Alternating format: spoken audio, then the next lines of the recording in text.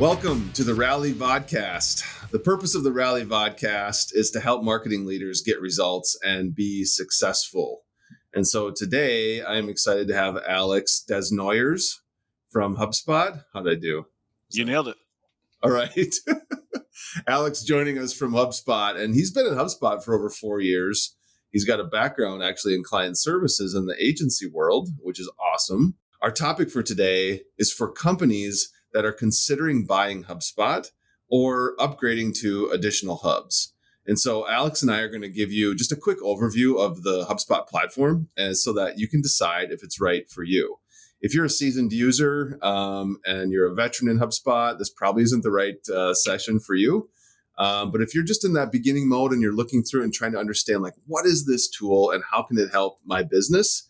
I think this short 15 to 20 minute vodcast should give you what you need so you can make that decision. So with that, I'm just going to jump right in. Alex, thanks so much for joining us today, and really appreciate your time to help share this content. So let's start off with a simple question. Why do companies go with HubSpot over other, CRM, marketing automation, sales, or service tools?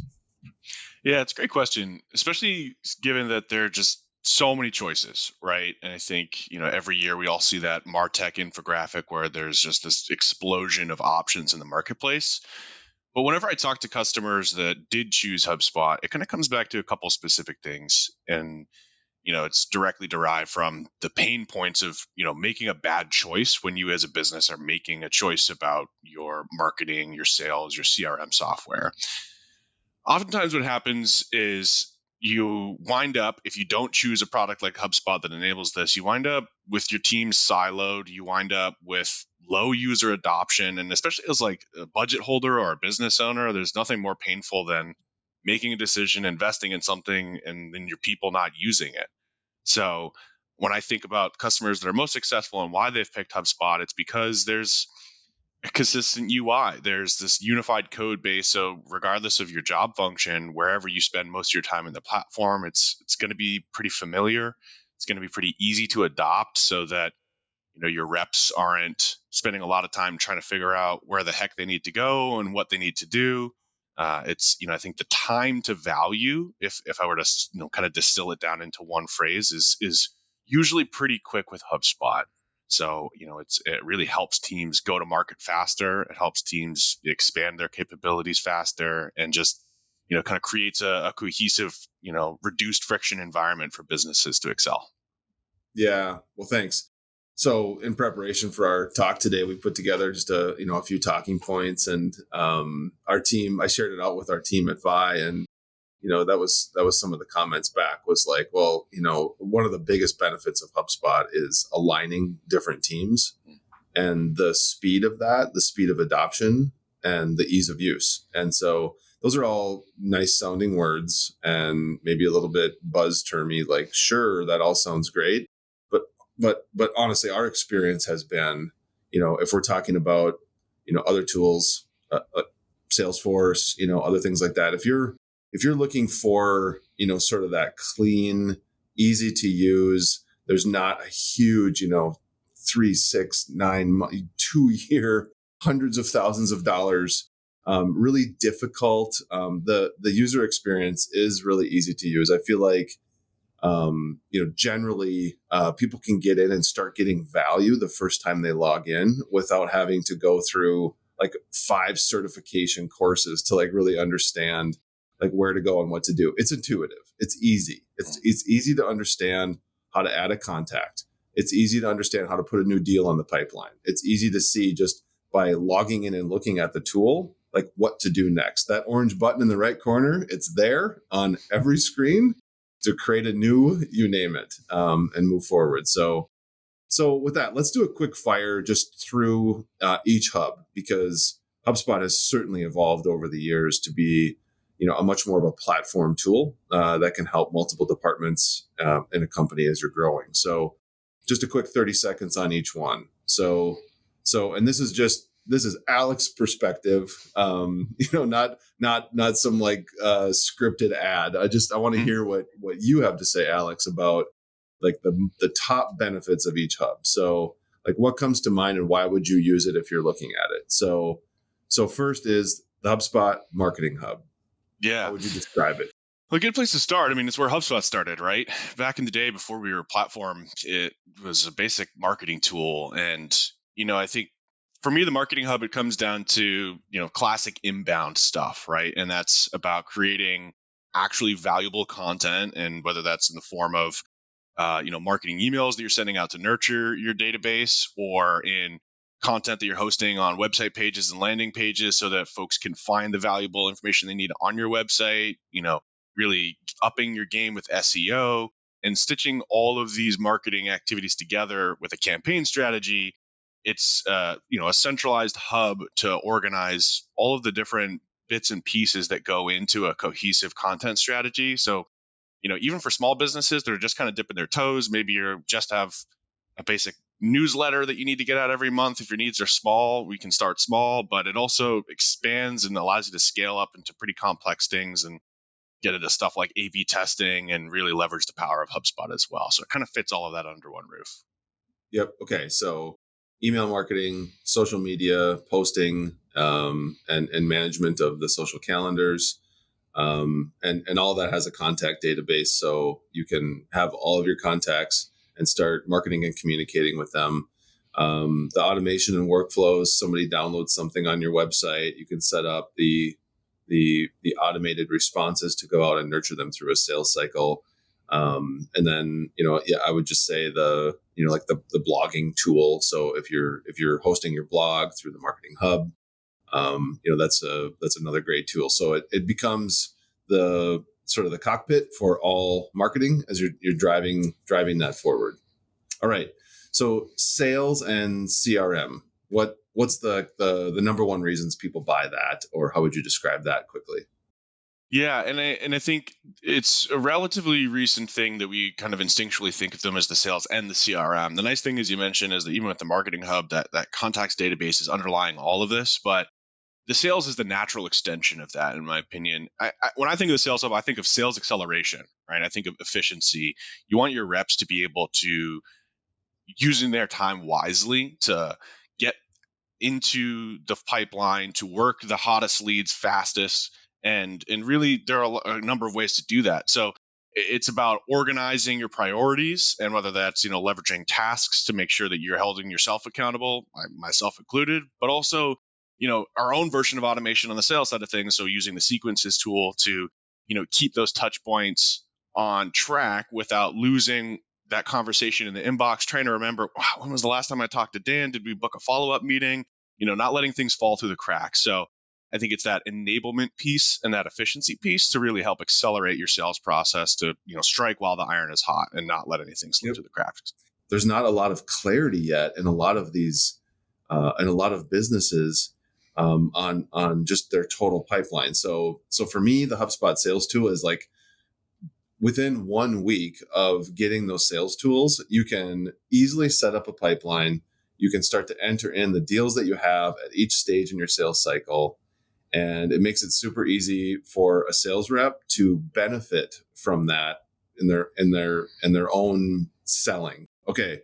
Next up is service. So this is I think an interesting hub, because I think a lot of people probably think of marketing and sales first, right? And service is a hub for servicing your current customers or clients. Yeah.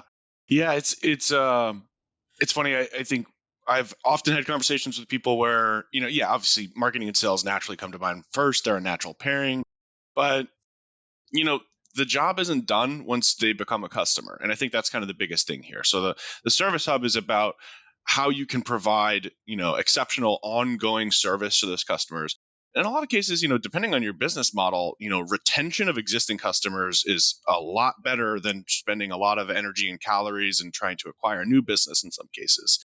So a big part of also informing and improving your marketing efforts and your sales efforts, greatest source of information are your existing customers. So whether that's surveying them and asking them key information about how we can improve our service, what really is keeping them up at night, keeping that, persona sharp and refined, if you have existing customers that you want to keep happy and keep using your product or your service, they may encounter issues. So having a ticketing service so they can file those issues with the right people at the right time, get quick resolution.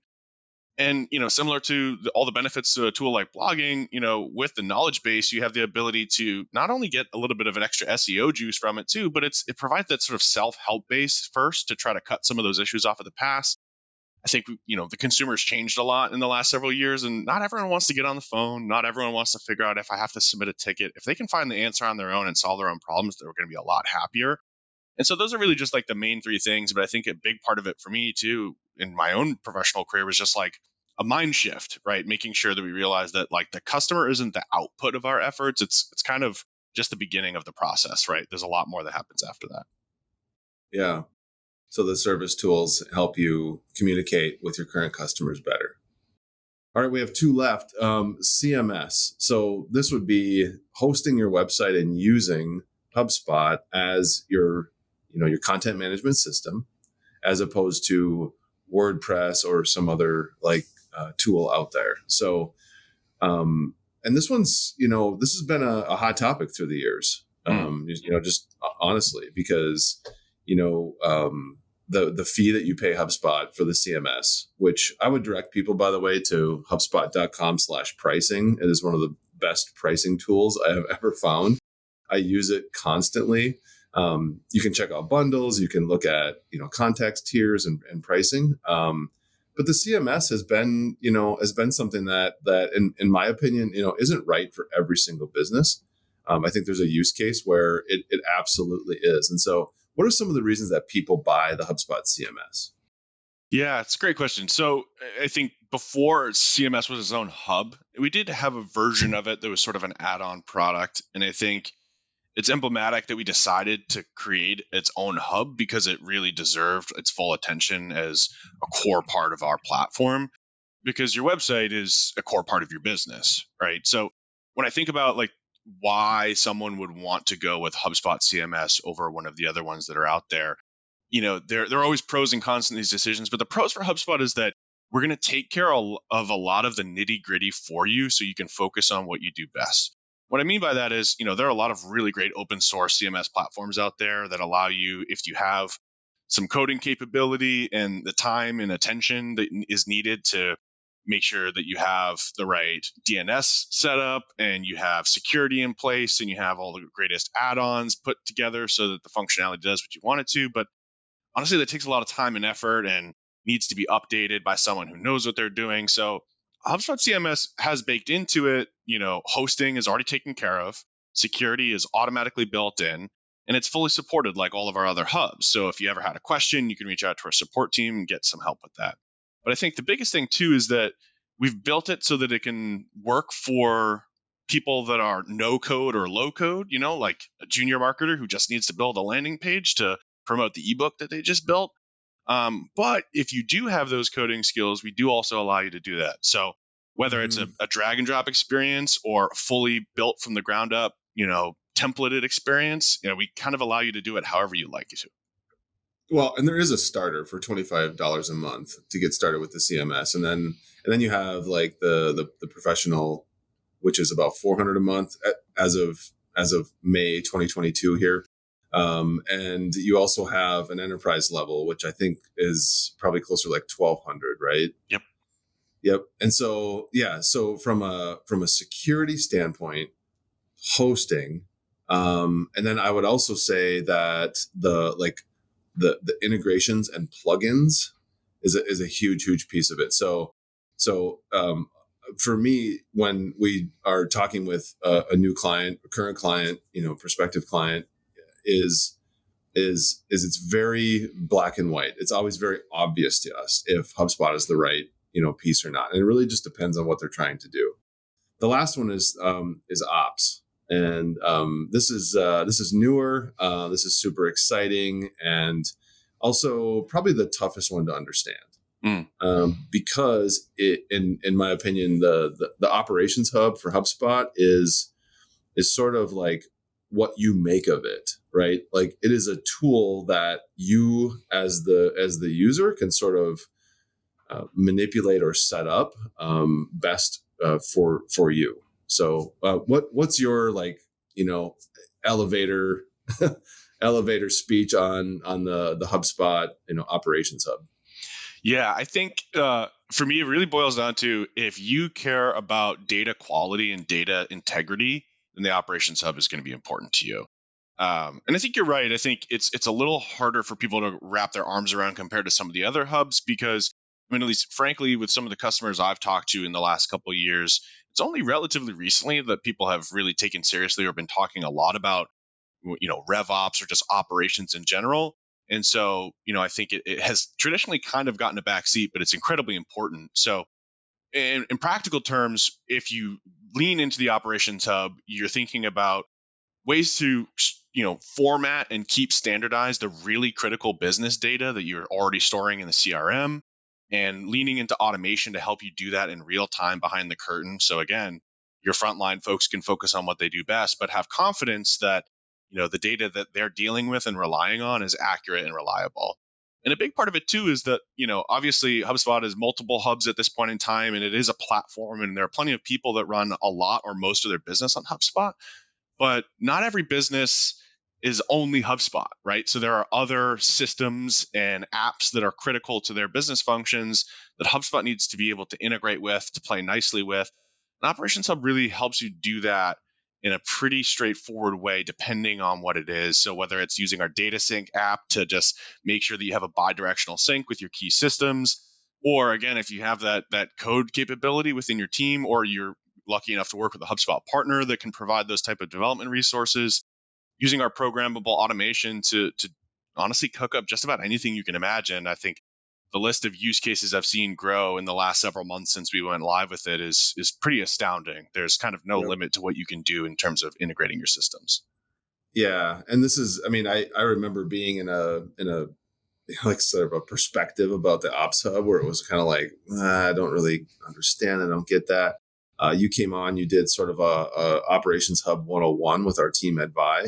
And, that really just opened my eyes and a lot of people's eyes of what's possible here. All right, Alex, let's go back to the beginning here for a minute. Let's talk about it. It's 2006, right? HubSpot.com domain was purchased, and sort of the inbound movement, if you will, began. And I just want to get at the root of what that really means, which from my perspective is about empathy. And, I've, been at the inbound conference throughout the years. I've had a chance to connect with, Brian and Dharmesh. I've had a chance to talk with other leaders and executives at HubSpot. And I always hear a common theme, which is about empathy, that ability to put the user or the customer right at the center as the hero, see the world through their eyes, and make it easy for them. So removing friction, putting the customer experience at the center. And even now with the updated homepage on HubSpot.com, I can see that theme continue on. It's putting the user at the center.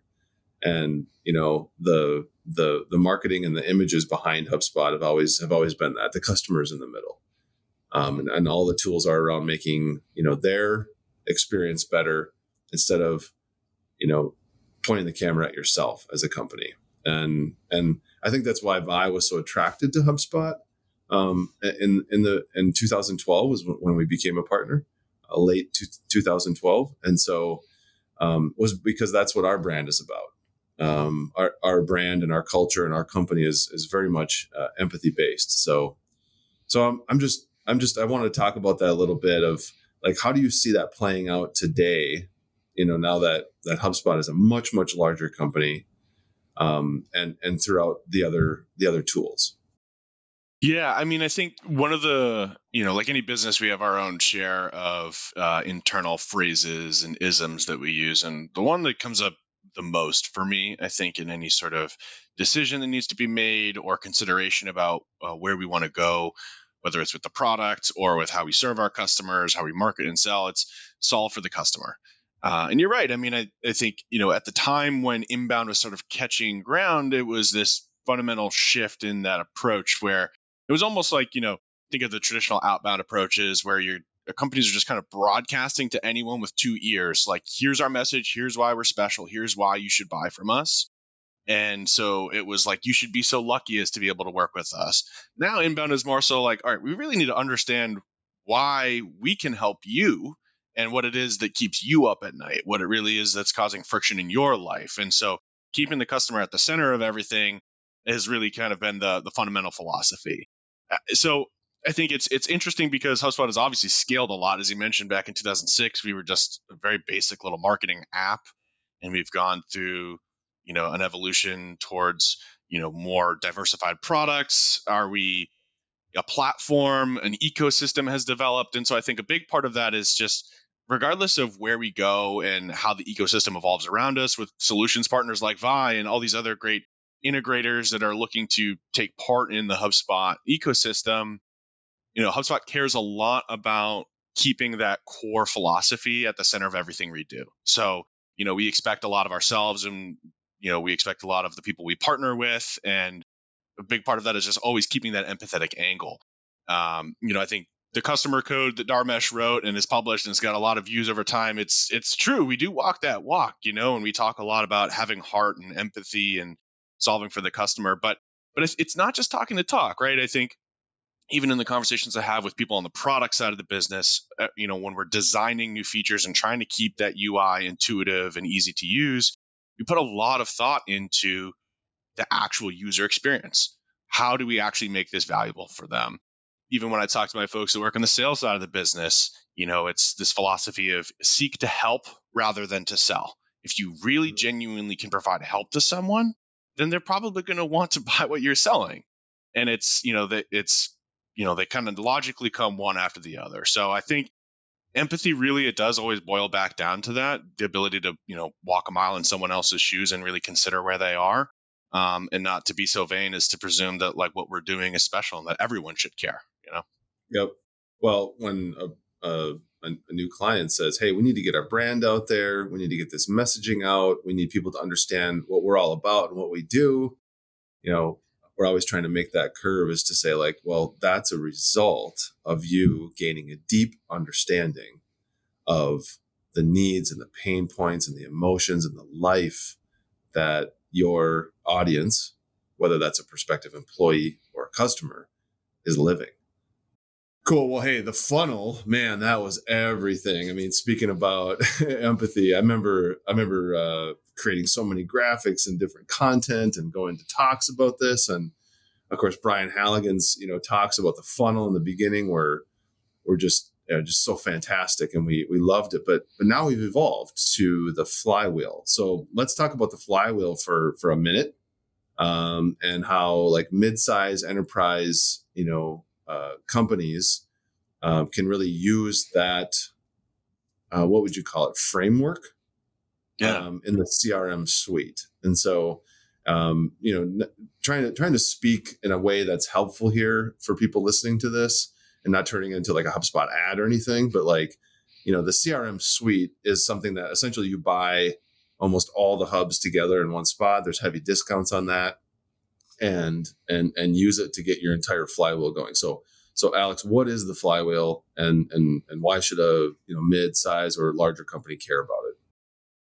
Yeah, I honestly, I think, especially around the time when Halligan got on that inbound stage and started saying the funnel's dead and now it's all about the flywheel, I think it ruffled a couple feathers, even if in jest. But I think the thing that sticks out to me is that, again, like when I think about the traditional notion of a funnel, right? It's whether it's a marketing funnel that's whittling down the audience into those actually qualified leads to hand off to sales, or sales is working their pipeline and getting their funnel down to actually hopefully getting some people into close one. That once the output is there, the story is sort of over. What the flywheel is trying to get you to do is it's almost like a series of funnels that are all facing inward, and at the center of that is your CRM, and so your customers, right? So I think the idea of the flywheel is that businesses, even if they're small, there are different functions that all need to be cooperating and working together. And when that happens, the business runs better, we reduce friction, there's more alignment, and the ones that really benefit from it are the customers, right? So it's making sure that we're breaking down those silos where those traditional funnels used to be, and that now there's a lot more cohesion, so that improvements on the service side of things or improvements on the marketing side of things actually have, an accelerating effect for each other. So for example, you talked about the value of once you can convince someone to really understand their audience better, to take the time to ask those questions and listen to their audience.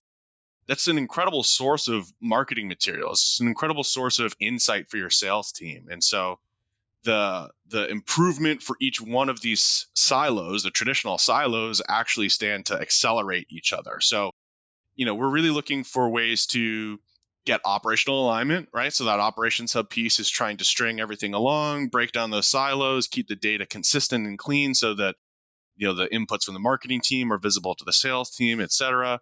But it's really about thinking about your business not as people doing separate jobs, but everyone working towards the same thing and sort of helping each other, right? Again, it's that help word keeps coming back to it. So the more that we can be empathetic for each other within our business, try to make our lives easier, reduce that friction, accelerate growth, it's going to make that customer experience that much better. Because again, I think we talk about the customer journey, the buyer's journey. Like, it doesn't end when they purchase from you. They are oftentimes a great source of continued purchases and advocacy and evangelism. So there's a real benefit in considering the whole process and setting up your company to be able to navigate that effectively. Yep. The funnel was sort of an instance, right? Like you became aware of because maybe you were searching for some answers and this company created great content. You entered a sales cycle, or even just as a marketing qualified lead, and you were nurtured through and then sales cycle, and then a proposal is done, you became a customer, and it's like, great, let's do a lot more of that. and sort of with the sales and service hubs being added, the wheel is sales and marketing and service with the customer at the middle. And the metaphor is the faster your flywheel is spinning, the better you are growing as a company. And repeat customers and having a well-documented and awesome experience in your sales process. And then, of course, marketing, which is funneling both of those things. So yeah, the flywheel is an awesome concept. And you know what? It has stood the test of time. It continues to be relevant. And so I don't think I was overly skeptical at the time. I think I was going like, that makes a ton of sense. And I love the funnel. So it took a little while for, I think, me and others, and that are really, really close to HubSpot just to sort of like, warm up to that idea. But it really has just become more and more important. And I think really visionary by HubSpot to do that. So very cool. Well, before we jump off, I just want to say thanks, Alex. HubSpot has had just really an incredible impact on all of our lives here at Vi, just in terms of value and ideas, how to run our business, and of course, just gaining new customers and clients and being a service provider around the tool. So thanks to you and so many other people at HubSpot over the years that have helped us grow and been such a great resource. Mentors, consultants, coaches for us over the years. I really appreciate it and really appreciate your time being on the call today. Yeah, thanks so much for having me, Dan. And we couldn't do it without partners like Vi, so we truly appreciate it. It's a true partnership, and we thank you for that. Awesome. All right, thank you.